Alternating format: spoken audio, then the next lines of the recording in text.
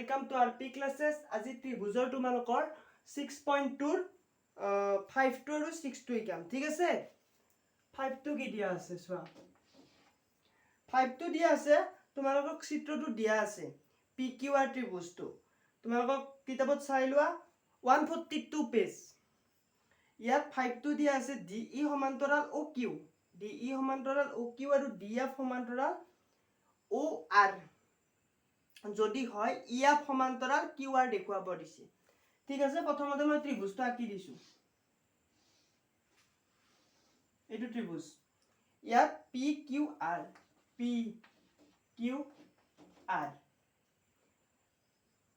ইয়াত O বিন্দুটো আছে এটো বিন্দু O EF ৰেখাডাল EF দুটা বিন্দু ঠিক আছে আৰু মাজৰ এইটো বিন্দু D এইটো কি এইটো ভালকৈ লিখিবা এইটো D এইটো D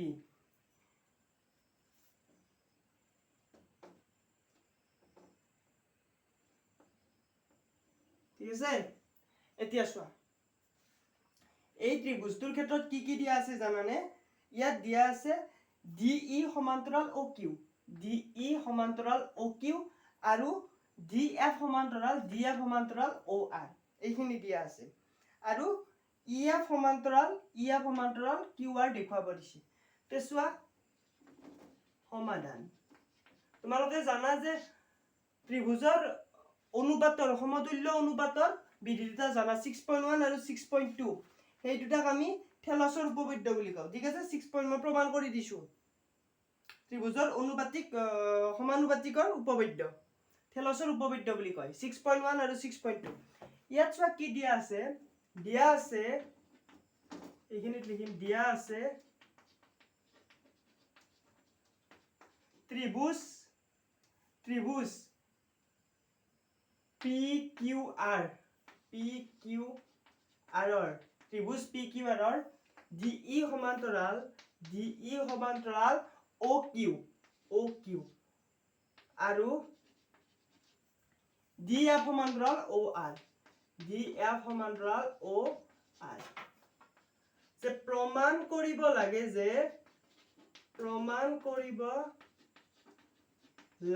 যে কি প্ৰমাণ কৰিব লাগে EF সমান্তৰাল QR ঠিক আছে EF সমান্তৰাল QR প্ৰমাণ কৰিব লাগে এতিয়া চোৱা PQO এই যদি ত্ৰিভুজটো লও এতেকে ত্ৰিভুজ PQOৰ পৰা আমি কি লিখিব পাৰো PQOৰ পৰা যেহেতু DE সমান্তৰাল OQ হয় গতিকে আমি সমানুপাতিকৰ থেলছৰ উপপাদ্য ব্যৱহাৰ কৰি আমি লিখিব পাৰো এইটো অনুপাত এইটো যিমান হ'ব এইটো আৰু এইটো অনুপাত দুটা একে হ'ব ঠিক আছে চোৱা আমি লিখিম যে নাইবা এইখিনিও লিখিব পাৰা প্ৰথমতে P/EQ সমান PD/DO ইয়াত লিখি দিবা থেলছৰ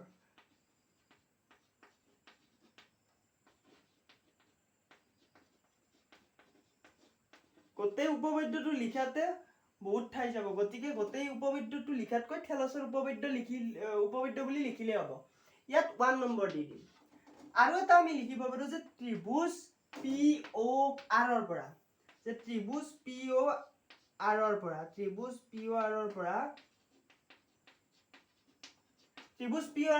পৰা কি পাও DF সমান্তৰাল OR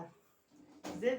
DF সমান্তৰাল OR যদি হয় তেতিয়াহলে আমি কি লিখিব পাৰো PF/FR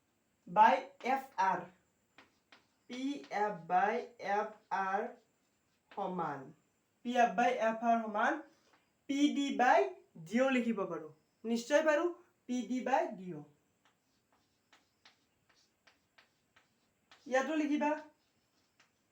থেলছৰ উপপাদ্য মতে ঠিক আছে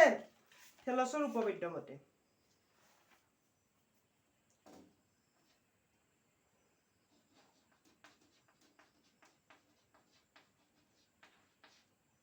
এইটো 2 নম্বৰ দিবা এতিয়া চোৱা 1 আৰু 2 ৰ পৰা এইখিনি মই ইয়াত লিখিছো যে এতেকে 1 আৰু 2 ৰ পৰা 1 আৰু 2 ৰ পৰা কি লিখিব পাৰো যে PD/DO ইয়াতো আছে PD/DO ইয়াতো আছে বাকি এইখিনি সমান এইখিনি হ'ব ডাইৰেক্ট লিখি দিম একো নচোৱাকৈ যি আছে ইয়াত চাই ইয়াত পাতি দিম EQ সমান PF/FR PF/FR এতিয়া চোৱা এইখিনি আমি ত্ৰিভুজটো ত্ৰিজাই চাম যে PE/EQ আৰু PF/FR PQR ত্ৰিভুজৰ ক্ষেত্ৰত যদি PE/EQ আৰু PF/FR হয় আৰু E আৰু F তেতিয়া দুটা বিন্দু হ'ব যিডালৰ সংযোগ ৰেখাডাল ইয়াৰ ভূমি QR ৰ সমান্তৰাল হ'ব ঠিক আছে গতিকে আমি ডাইৰেক্ট লিখিব পাৰো যে EF সমান্তৰাল QR এইটো থেলছৰ উপপাদ্যৰ পৰা থেলছৰ যি উপপাদ্য আছে উপপাদ্য মানে কি জানা 6.2 আৰু 6.1 দুটা ইয়াত ইনক্লুড হৈ আছে ঠিক আছে এইকেইটা সমানুপাতিকৰ উপপাদ্য যে EF সমান্তৰাল QR আমি পালো এইখিনি আমাক প্ৰমাণটো কৰিব দিছিল সহজ এইটো 5 টো ইয়াতে হে গল এতিয়া আমি 6 টো চাম লিখি লোৱা তোমালোকে যদি লিখা হোৱা নাই ভিডিওটো পজ কৰি লিখি ল'ব পাৰিবা 6 টো কি দিছে 6 টো ত্ৰিভুজটো দিয়া আছে ABC তিনিটা বিন্দু দিছে OP OQ OR ওপৰত মানে চিত্ৰটো দিয়া আছে AB সমান্তৰাল PQ বুলি কৈছে আৰু AC সমান্তৰাল PR বুলি দিছে BC সমান্তৰাল QR দেখুৱাব দিছে প্ৰমাণ কৰি আমি প্ৰথমতে ত্ৰিভুজটো আঁকিলো যিকেইটা তোমালোকৰ কিতাপত চিত্ৰত দিয়া আছে বুলি ক'ব সেইকেইটা তোমালোকৰ কুৱেশ্যন পেপাৰত দিয়া থাকিব আৰু যিকেইটা ইয়াত কিতাপত তোমালোকক চিত্ৰত নাই নিজে অংকন কৰিব লাগে যেনে তোমালোকৰ উপপাদ্য প্ৰমাণ কৰাতে তোমালোকে ত্ৰিভুজটো নিজে আঁকি ল'ব লাগিব ঠিক আছে সেইবোৰ কিন্তু কুৱেশ্যন পেপাৰত দিয়া নাথাকে এতিয়া চোৱা ত্ৰিভুজটো আমি আঁকি ললো প্ৰথমতে এইটো বিন্দু প্ৰথম দিলো এইটো এনেকৈ সংযোগ কৰা আছে ত্ৰিভুজটো চাই আঁকি লোৱা তোমালোকেও কিতাপত এটা অলপ ষ্ট্ৰেইট হ'ব লাগিছিল PQR এইটো P এইটো Q এইটো R ABC এইটো বিন্দু A এইটো B আৰু এইটো C এইটো O ঠিক আছে মাজৰটো O এতিয়া চোৱা দিয়া আছে কি এইটো 6 নে 6 দিয়া আছে যে সমাধান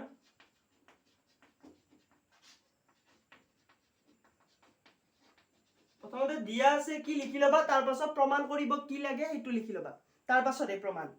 যেইখিনি নম্বৰ থাকে কিন্তু দিয়া আছে ABC তিনিটা বিন্দু ক্ৰমে নালাগে এইখিনি ডাইৰেক্ট লিখি দিবা যে AB সমান্তৰাল PQ AB সমান্তৰাল PQ আৰু AB সমান্তৰাল PQ আৰু AC সমান্তৰাল PR AC সমান্তৰাল PR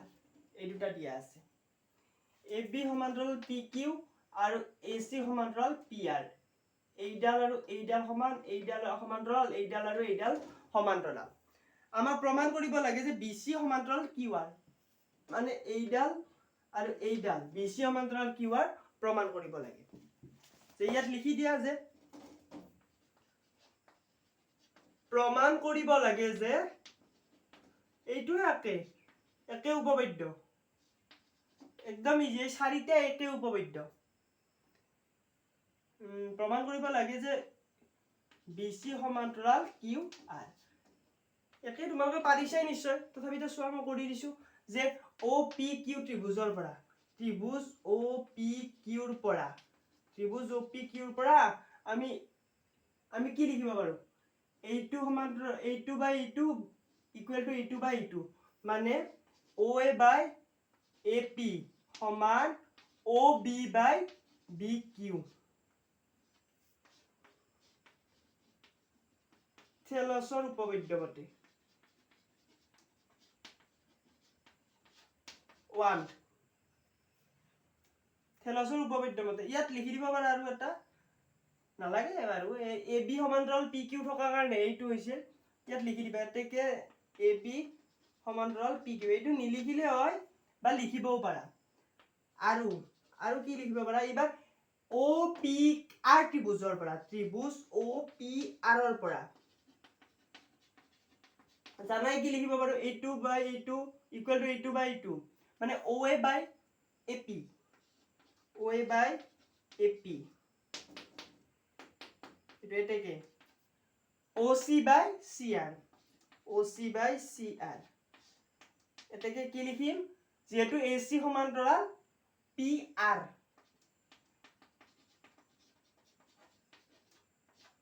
থেলছৰ উপপাদ্য মতে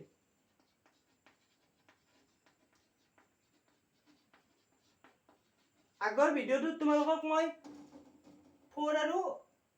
3 আৰু 4 কৰি দিছিলো নিশ্চয় তাতো তোমালোকে যদি এইটো উপপাদ্য ব্যৱহাৰ হৈছে তোমালোকে থেলছৰ উপপাদ্য বুলি লিখি দিব পাৰা ব্ৰেকেটত মোৰ এইটো ভিডিওৰ নেক্সট পাৰ্ট 3 নিশ্চয় তাত তোমালোকে ইয়াত যি একে উপপাদ্য যদি ব্যৱহাৰ হয় থেলছৰ উপপাদ্য বুলি ব্ৰেকেটত লিখি লবা তেতিয়া তোমালোকৰ শৰ্টৰ কাষত লিখা থাকিব কথা নাই এতিয়া চোৱা ইয়াত 1 এইটো যদি আমি 2 নম্বৰ দিও 1 আৰু 2 ৰ পৰা কি পাও 1 আৰু 2 ৰ পৰা এতেকে 1 আৰু 2 ৰ পৰা সো ইয়াত OA বাই AP আছে এই গতিকে এইখিনি সমান এইখিনি হ'ব এইখিনি আৰু এইখিনি একে যেহেতু এইখিনি সমান এইখিনি হ'ব গতিকে OB বাই BQ সমান OC বাই CR ঠিক আছে না OB by BQ আৰু OC by CR ঠিক আছে এতিয়া চোৱা OB by BQ আৰু OC by CR যদি হয় মানে এইটো by এইটো আৰু এইটো by এইটো হল ঠিক আছে গতিকে যদি এতেকে ত্ৰিভুজ OQR আৰৰ ক্ষেত্ৰত থেলছৰ উপপাদ্য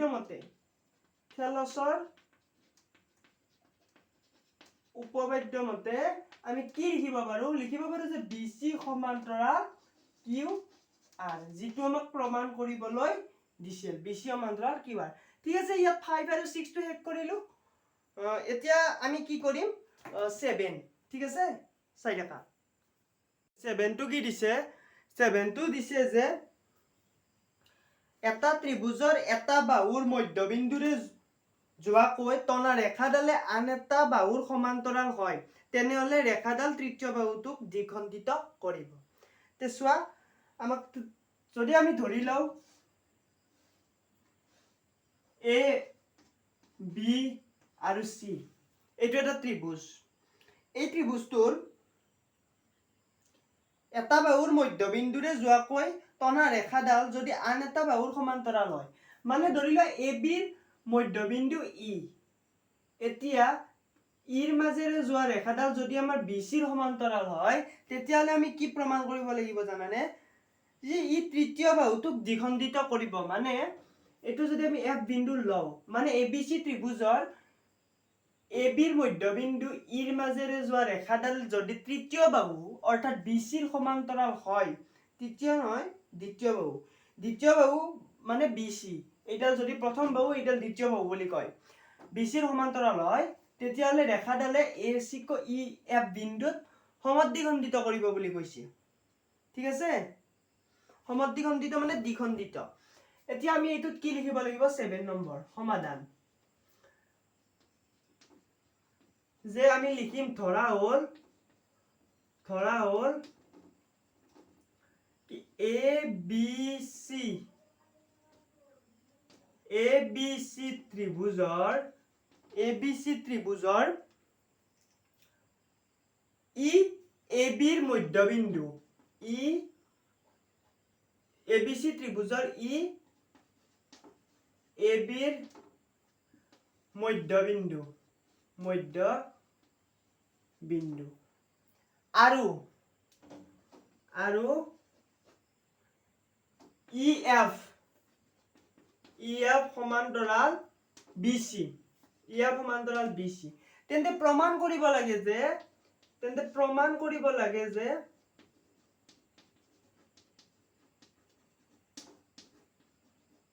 কি প্ৰমাণ কৰিব লাগে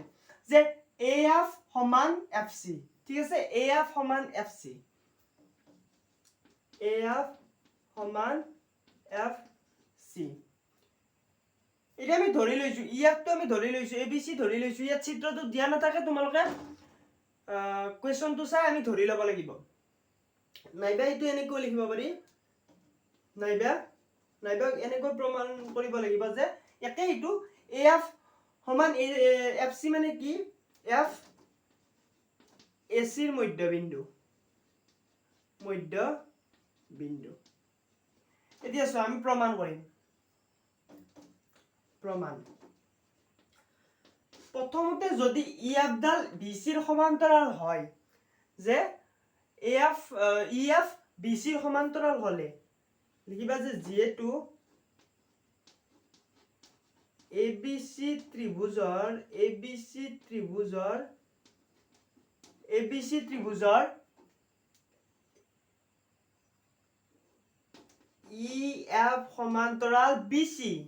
EF সমান্তৰাল BC গতিকে AE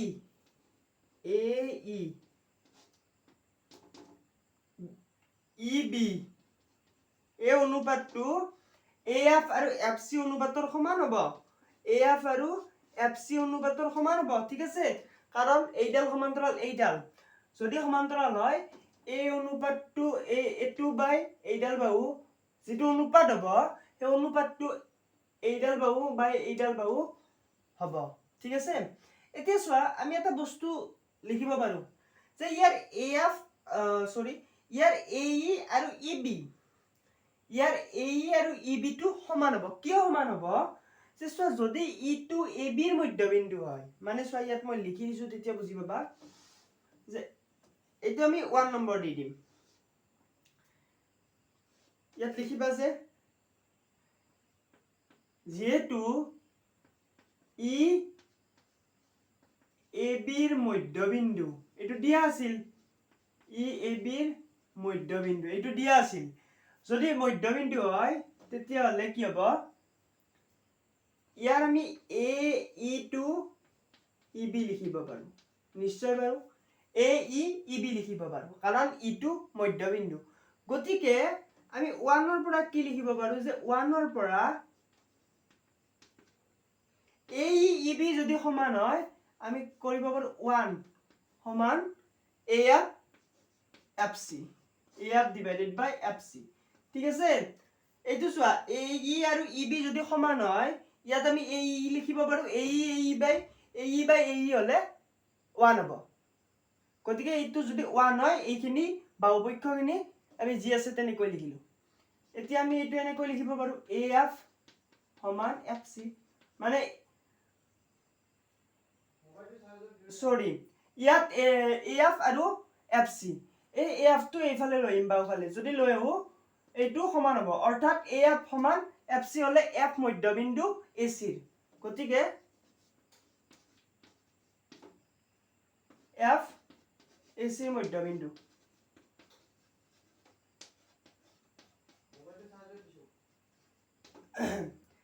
এতিয়া আমি 8 নম্বৰটো কৰিম ইয়াত 7 টো হ'ল যে যেটো প্ৰমাণ কৰিব দিছিল F AC ৰ মধ্যবিন্দু হেতু AF equal to FC ৰে দেখুৱাব পাৰো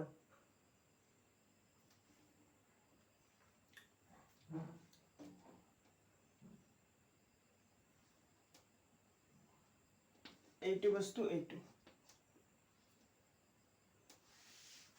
এতিয়া 8 টো কৰিম 8 টো এনেকৈ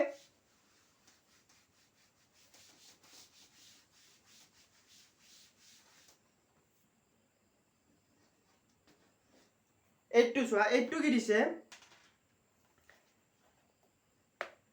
যে এটা ত্ৰিভুজৰ দুটা বাহুৰ মধ্যবিন্দু সংযোগী ৰেখাডাল আমাক কোৱেশ্চনটো দিয়াৰ লগে লগে প্ৰত্যেকটো লাইনৰ মিনিং কৰি আমি ত্ৰিভুজটো আঁকি দেখিম মানে শেষত একেলগে ত্ৰিভুজটো নাকো প্ৰত্যেকটো লাইন ভাঙি লম আৰু সেইমতে আমি ত্ৰিভুজটো অংকন কৰিম ঠিক আছে যদি কোৱেশ্যনত ত্ৰিভুজটো দিয়া নাথাকে যে ABC ত্ৰিভুজৰ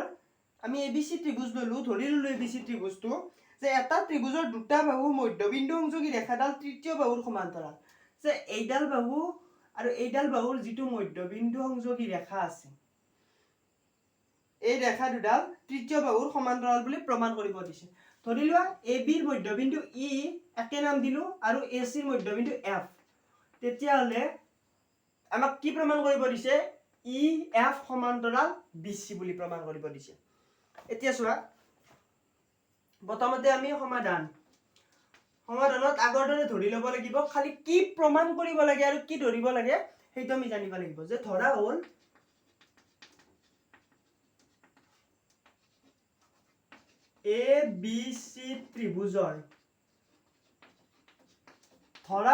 ABC ত্ৰিভুজৰ EAB যে EAB আৰু FAC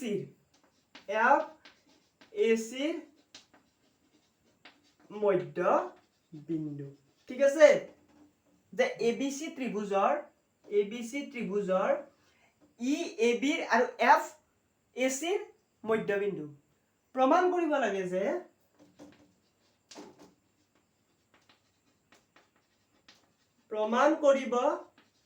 লাগে যে EF সমান্তৰাল BC যে EF সমান্তৰাল BC আগৰবাৰত আমি এটা মধ্যবিন্দু ধৰি লৈছিলো ধৰি লৈ এইডাল সমান্তৰাল বুলি কৈছিলো আৰু তাৰ পিছত আনটো মধ্যবিন্দু হয় নে নহয় প্ৰমাণ কৰিছিলো এইবাৰ এইটো নহয় এইবাৰ দুটা মধ্যবিন্দু হয় বুলি ধৰি লম তেতিয়া এইডাল ৰেখা এইডালৰ সমান্তৰাল হয় নে নহয় এইটো আমি প্ৰমাণ কৰিম যে প্ৰমাণ ইয়াত আমি কি কৰিম প্ৰথমতে যদি এইটো মধ্যবিন্দু এইডাল হয় এইটো আৰু এইটো কিমান হয় আমি চাম যে ধৰি লোৱা প্ৰথমতে চাবা যে যদি প্ৰমাণত লিখিবা যদি FAB ৰ মধ্যবিন্দু তেন্তে এইটো মধ্যবিন্দু হলে AE সমান EB লিখিব পাৰো যে AE সমান EB লিখিম AE সমান EB গতিকে আমি এইটো লিখিব পাৰো যে AE বাই EB মানে কিমান হ'ব 1 হ'ব এইটো 1 নম্বৰ দিম AB বাই EB মানে 1 হ'ব কাৰণ দুটা সমান ঠিক এইদৰে যদি F2 AC ৰ মধ্যবিন্দু হয় যদি F2 AC ৰ মধ্যবিন্দু হয় তেন্তে আমি লিখিব পাৰো AF সমান FC যে AF সমান FC গতিকে AF তলত FC সমান 1 ঠিক আছে এতিয়া চোৱা AE বাই EC ঠিক আছে AE বাই EC মানে AE বাই EC সরি AE বাই EB AE বাই EB মানে কিমান পালো 1 আৰু AF বাই FC এইটো মানে 1 গতিকে এইডাল আৰু এইডালৰ যিটো অনুপাত সেইটো অনুপাত এইডাল আৰু এইডালৰ সমান হ'ল গতিকে অনুপাত দুটা সমান হ'ল মানে আমি যিটো অনুপাতৰ তোমালোকৰ ইয়াত কিতাপত আছে যে থেলছৰ উপপাদ্য মানে